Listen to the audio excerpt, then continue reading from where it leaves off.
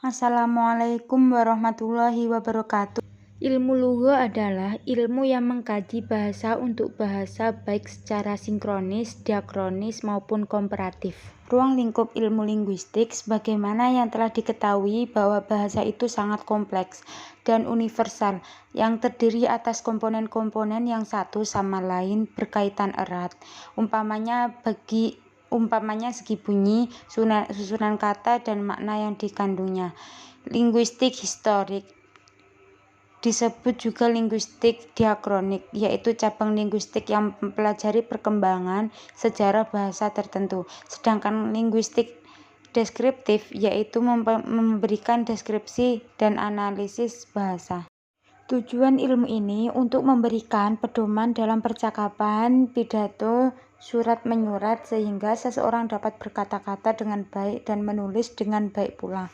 Sejak dicetuskannya, ilmu al-lugha sudah dialabeli kata ilmiah secara konsisten, sedangkan fikih al-lugha masih diragukan keilmiahannya.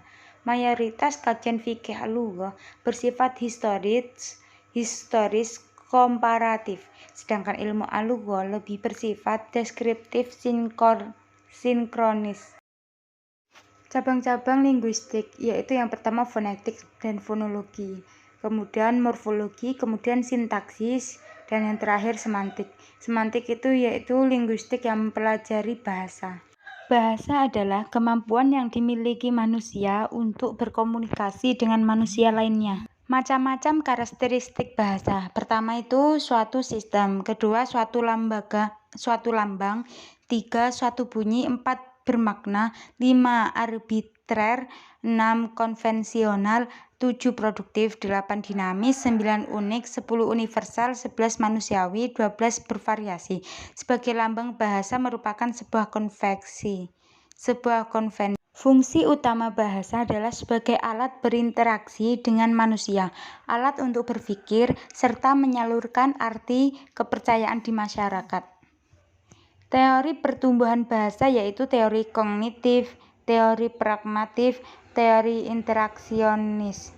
Variasi bahasa yaitu ragam beku yang dinamakan frozen, ragam resmi yang dinamakan formal, dan ragam usaha yang dinamakan juga konsultatif.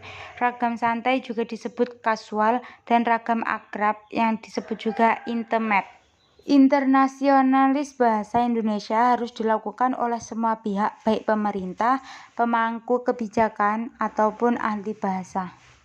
Faktor-faktor yang mempengaruhi bahasa yaitu faktor budaya, sosial, agama, dan politik. Linguistik dan filologi klasik. Filologi merupakan ilmu yang mempelajari bahasa dalam sumber-sumber sejarah yang ditulis, yang merupakan kombinasi dari kritik sastra, sejarah, dan linguistik. Biasanya filologi didefinisikan sebagai studi tentang teks-teks sastra dan catatan tertulis, serta mempelajari naskah-naskah kuno pada masa lampau.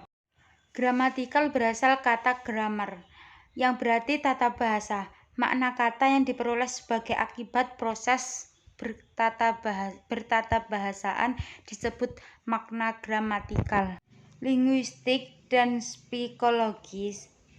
Teori tersebut sangat berbeda, tetapi teori tersebut berhubungan dalam meneliti bahasa sebagai objek formal. Linguistik dan sosiologi bila dideskripsikan, sosiologi akan mempelajari masalah hubungan variasi bahasa ditinjau dari tingkah laku masyarakat. Sebaliknya, linguistik akan mempelajari variasi bahasa tersebut ditinjau dari aspek kebahasaan. Linguistik dan pengajaran bahasa merupakan ilmu bahasa atau studi ilmiah mengenai bahasa.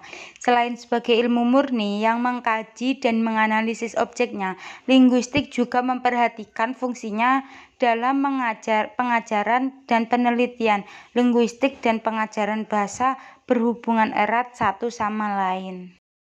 Secara umum, urgensi linguistik merupakan bidang linguistik terapan yang melibatkan hubungan antara bahasa, hukum, dan kejahatan, begitupun dalam bidang ekonomi, psikologi, dan pendidikan. Wassalamualaikum warahmatullahi wabarakatuh.